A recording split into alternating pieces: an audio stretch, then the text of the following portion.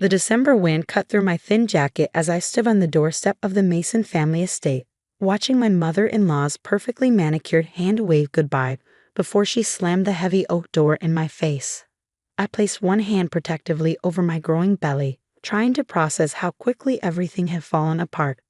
My name is Emma Chin, and at 28 years old, I found myself pregnant, alone, and locked out of what had been my home for the past 3 years.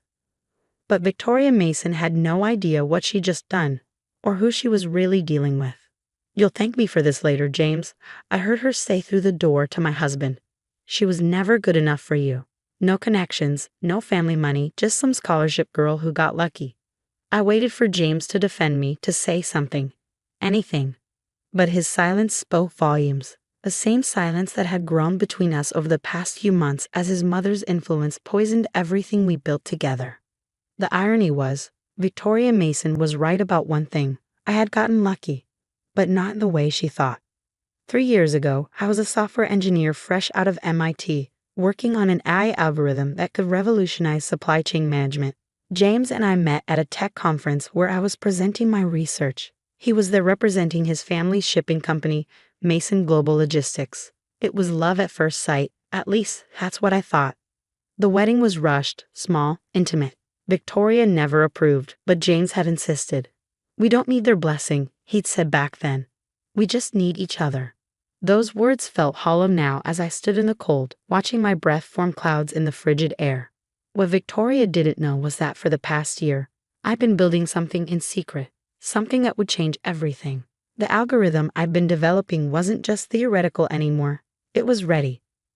And while Victoria was busy planning charity galas and criticizing my common background, I'd been quietly meeting with investors, securing patents, and laying the groundwork for my own company. I pulled out my phone, my fingers trembling slightly from both cold and adrenaline, and dialed the one person I knew I could count on.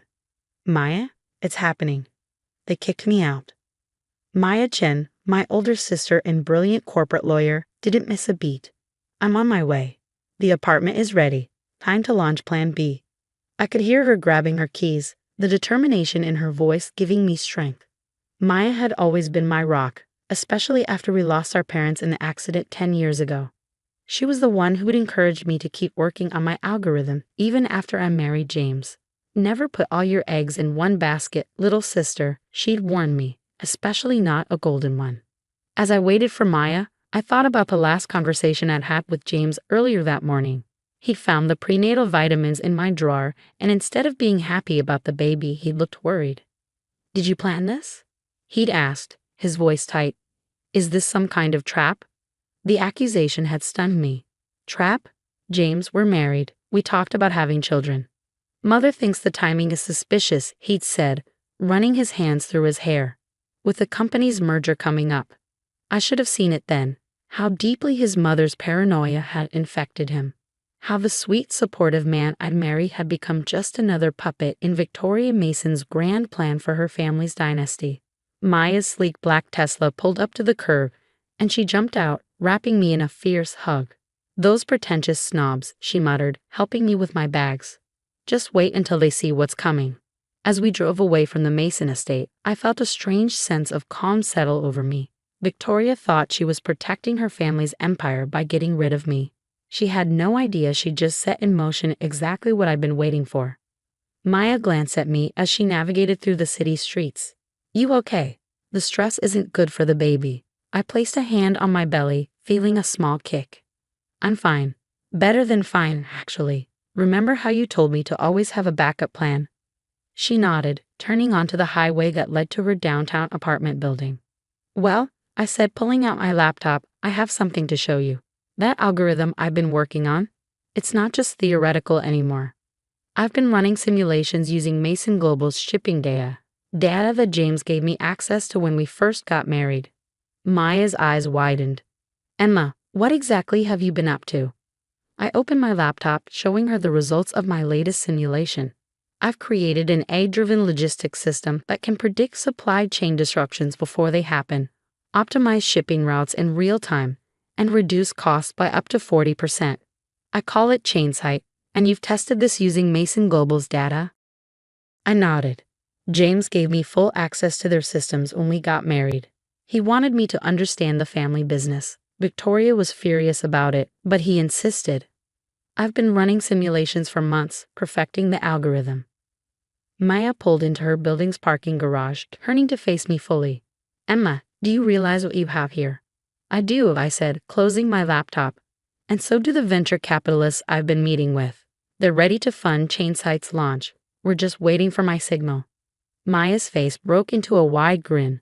And Victoria just gave you the perfect reason to launch. As we rode the elevator to Maya's penthouse apartment, I thought about Victoria's smug face as she pushed me out the door. She thought she was getting rid of a gold digger, a nobody who trapped her precious son. Instead, she just freed me to become her biggest competitor.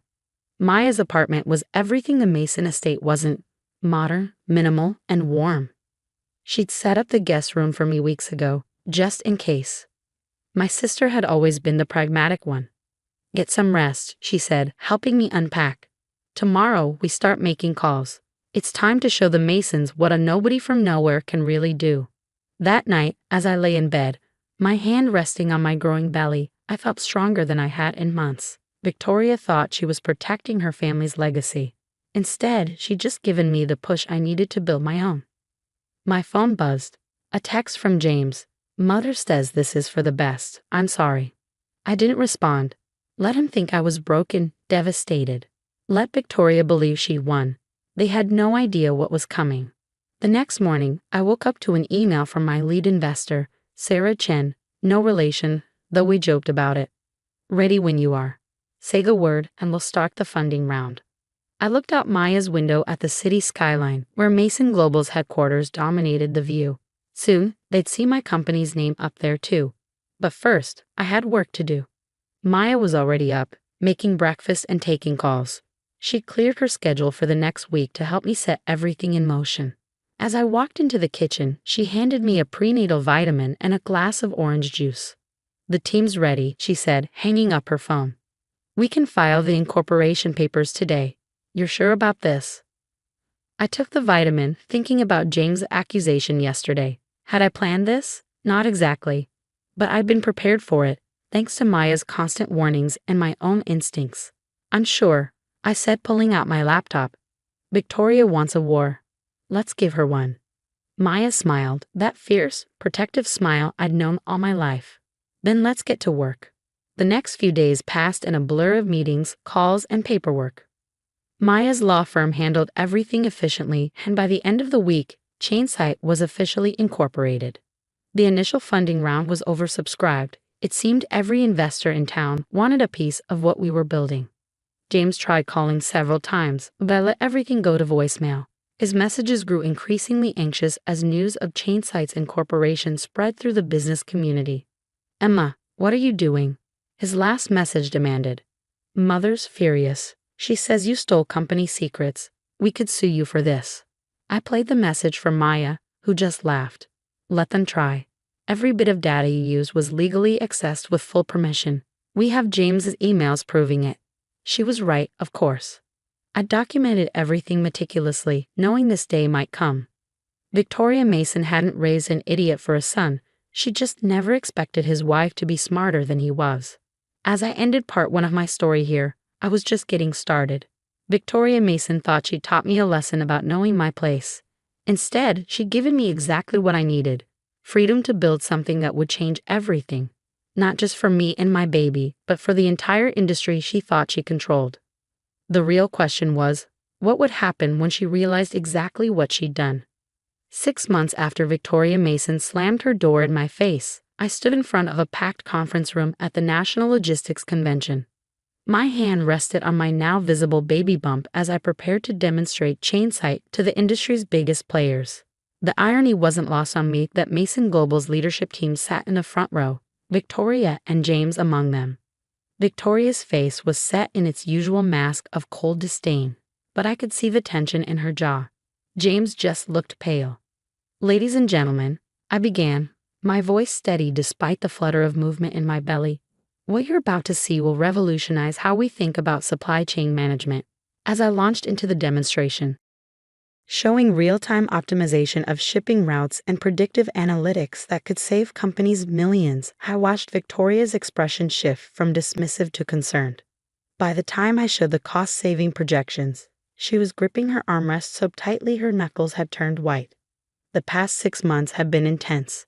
Maya and I had worked around the clock, building the company from her penthouse apartment.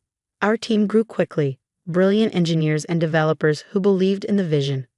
The pregnancy hadn't been easy, but every kick from my baby felt like a reminder of why I was doing this. Victoria had tried everything to stop us. First came the cease and desist letters, claiming I'd stolen proprietary information. Maya's legal team shut that down quickly, producing documentation of every permission James had given me to access their systems. Then came the whisper campaign, rumors about my character, my background, suggestions that I was unstable. But Victoria had underestimated how much the industry was ready for change. ChainSite's early trials with smaller shipping companies had produced results that couldn't be ignored. "Any questions?" I asked as I concluded the presentation. The room erupted with raised hands, but Victoria was already on her feet. "This is nothing but smoke and mirrors," she announced, her voice sharp. "Ms. Chen claims her system can reduce costs by 40%, but where's the proof? Mason Global has been in this industry for generations. We know what's possible and what isn't." I smiled, having anticipated this moment. "Excellent question, Mrs. Mason. Perhaps your son can help answer it, since he's seen the system in action." All eyes turned to James, who looked like he wanted to disappear. He knew exactly what I was referring to. The trial runs I'd done using Mason Global's data, the ones he'd enthusiastically approved before his mother poisoned everything. I don't know what you're talking about," he stammered, but his face betrayed him. "Really?" I pulled up a series of emails on the screen behind me. "Because according to these messages, you were quite impressed with the initial results. In fact, you called them revolutionary and suggested implementing them company-wide." Victoria's face turned scarlet. The emails were damning, not just for their content, but because they proved every accusation she'd made about me stealing company secrets was false. James had been my biggest supporter right up until she turned him against me. After the presentation, investors swarmed around me. Maya handled most of them, her legal expertise proving invaluable as we fielded partnership offers and investment proposals. I noticed James hovering at the edge of the crowd, looking lost. Finally, he approached me as the room began to clear. Victoria was nowhere in sight. "Emma," he said quietly, "can we talk?" I looked at him, really looked at him, for the first time in months. The man I'd fallen in love with seemed smaller somehow, diminished. "About what, James?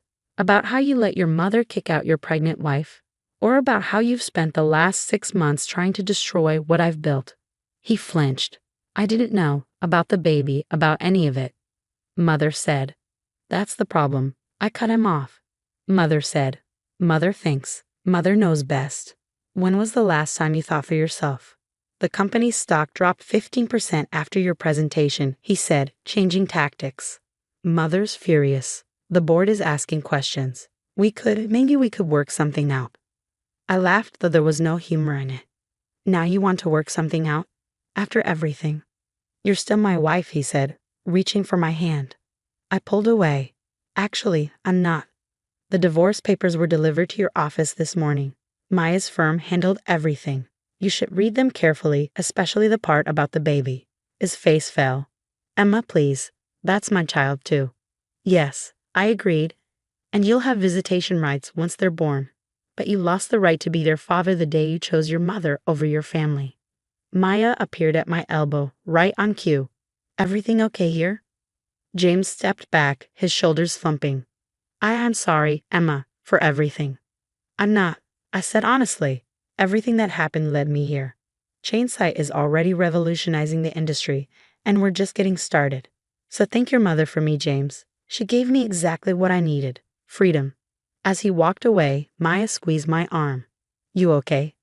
I nodded, watching James disappear into the crowd. "Better than okay. Did you see the partnership offers we got today? 6 major shipping companies want to implement ChainSite immediately," Maya confirmed. "And that's just the beginning. Victoria's worst nightmare is coming true.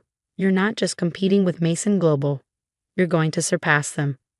2 weeks later, I sat in my new office, reviewing the latest performance reports. Chainsight was growing faster than even our most optimistic projections had predicted. Companies were switching to our system in droves, drawn by the cost savings and efficiency improvements. Mason Global's stock had continued to fall as investors questioned their ability to compete in the changing landscape. I'd heard through industry gossip that Victoria had been forced to step down from the board, though she was fighting it every step of the way. A knock at my door interrupted my thoughts.